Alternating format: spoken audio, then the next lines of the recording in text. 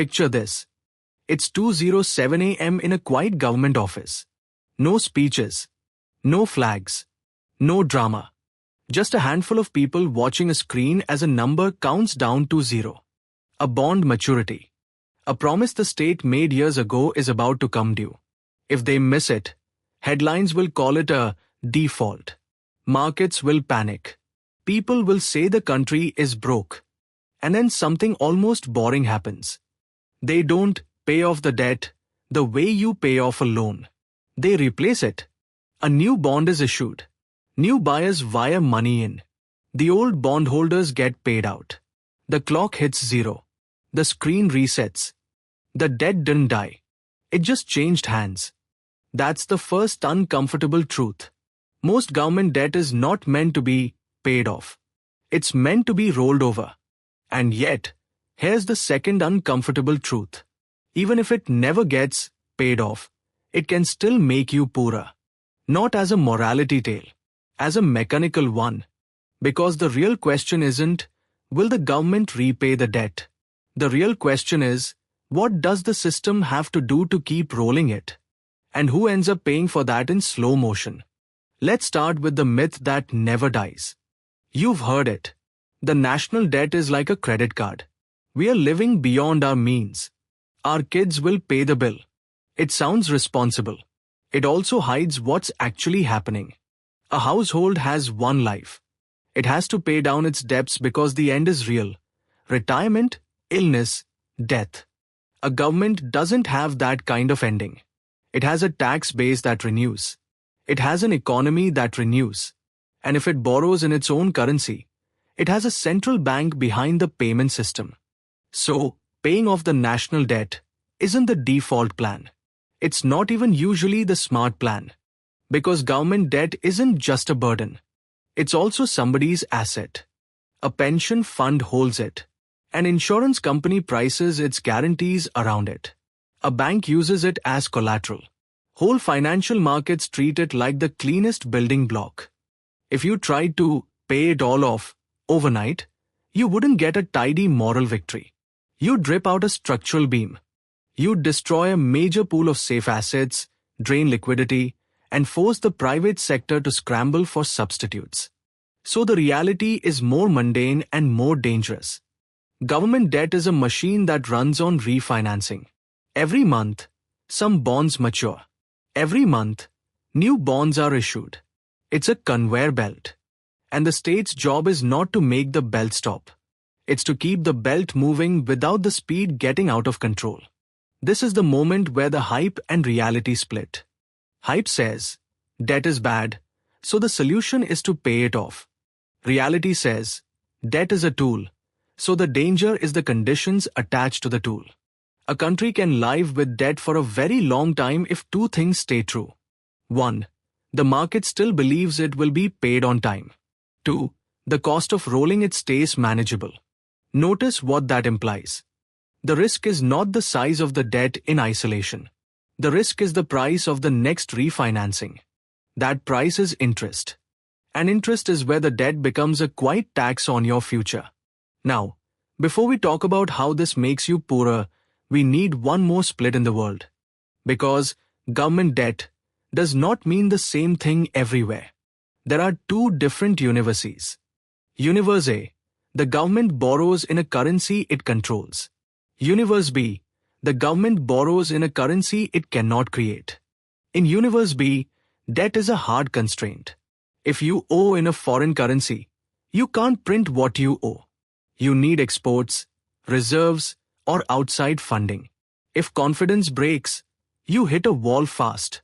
In Universe A, default is usually not a technical inability. It's a political choice or a macro choice. The state can always create currency to pay nominal obligations. But it cannot create real resources without consequences. That's the key line. You can print money. You can't print real stuff. So the game becomes, how do you keep the debt rolling without destroying the value of the currency, without triggering inflation that people can't escape, and without creating an interest bill that eats the budget? This is where the "it doesn't need to be paid off" part stops sounding comforting. Because if you don't pay it off, You service it. And if you service it at higher and higher rates, the servicing becomes the story. Now we can answer the question that matters to the viewer watching this at home. If the debt doesn't need to be paid off, why do people still feel poorer when it grows? Because the costs don't show up as one giant bill. They show up through 5 channels that hit your life quietly. And the most dangerous thing about them is that you can experience them even in a country that never defaults. Channel 1 is the most obvious, and it's also the one people misunderstand. Interest doesn't just go away. Even if the principal rolls over forever, interest is cash flow. It must be paid this year. When rates are low, the interest bill looks harmless. When rates rise, the interest bill becomes a second government. A government then faces a set of choices that all lead back to you. It can raise taxes. It can cut spending. Or it can borrow even more, hoping rates come back down before the math hardens. And notice something subtle. Even if you personally don't pay more tax, you can still pay. Because cuts often hit services you rely on: transport, healthcare capacity, education, safety nets. Or spending shifts toward interest and away from things that increase future productivity. That's not ideology. That's accounting.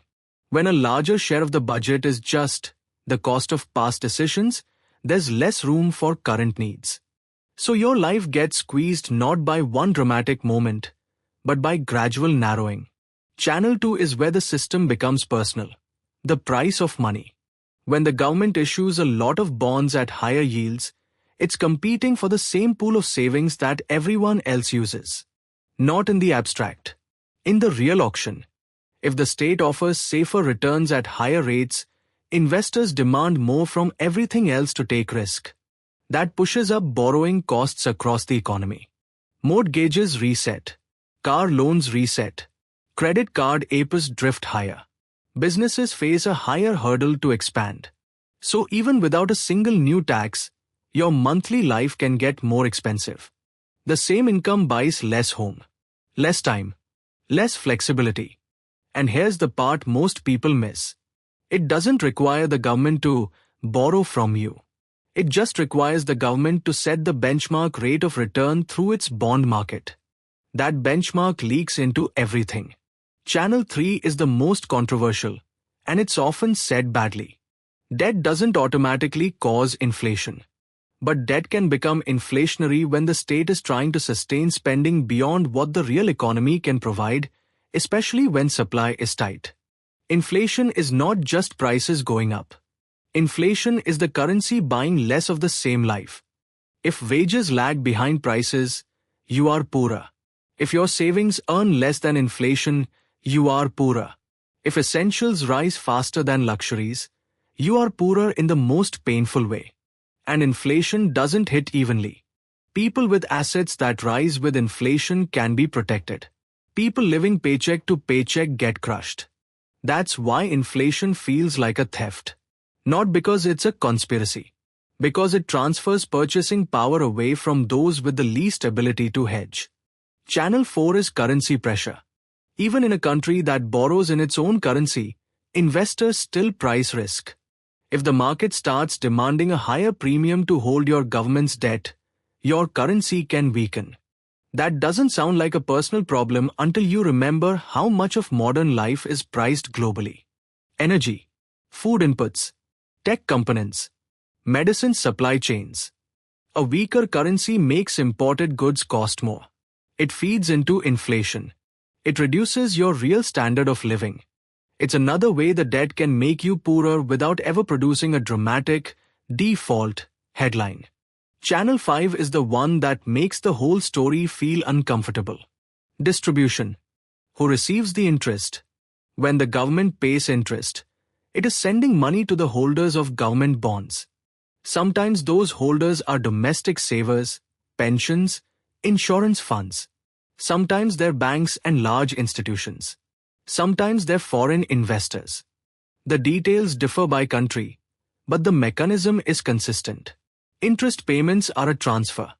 If the tax base funding those payments is broad, but the bond ownership is concentrated, you get a quiet redistribution upward. Your society can become poorer in the way that matters most. More tension, less cohesion, fewer shared options. And now, if you step back, you can see why the phrase, pay off the debt, is the wrong mental model. The real issue is the balance between three forces: the growth rate of the economy, the interest rate on the debt, and the political ability to tax and spend without breaking trust. If growth stays healthy and rates are low, debt can be stable or even shrink relative to the economy without paying it off. If rates rise above growth for long enough, the math tightens. Servicing costs climb. Taxes or cuts intensify. Inflation temptation increases. Investors demand higher risk premiums. And the cycle feeds on itself. That's the zoom out moment. Debt is not a cliff. It's a slope. A slope you can walk up for years without noticing. Until one day your legs are tired. And the incline is steeper than it used to be. So what does a debt problem actually look like in real life? It's not a moment where the government announces, we are paying it off. It's a series of small changes that feel unrelated. Your mortgage renewal is shockingly higher. Public services feel thinner. Taxes creep. Prices don't come back down. Wage growth feels delayed. And politics becomes more extreme because everyone is fighting over a budget that is increasingly pre-committed to the past. Debt, in that sense, is not about the number. It's about optionality. How much freedom does a government have to respond to the next crisis? How much room does a society have to invest in the future instead of paying for yesterday? And here's the final uncomfortable twist. A government can avoid default and still default on you. Not by missing payments to bondholders, but by letting the currency slowly buy less of your life. Or by shifting the burden through taxes and reduced services. Or by allowing the economy to stagnate while the interest bill grows. So the next time someone says, the debt must be paid off, here's a better question to ask. Paid off by whom? By higher taxes? By lower spending? By inflation? By future growth that may or may not come? Because government debt isn't a single bill waiting at the end of the month. It's a set of trade-offs. And the trade-off that matters most is whether the system is making your future feel wider or narrower. So I leave you with one question that sounds simple, but it decides everything. If the debt never gets paid off, what exactly is your country using as the real repayment plan?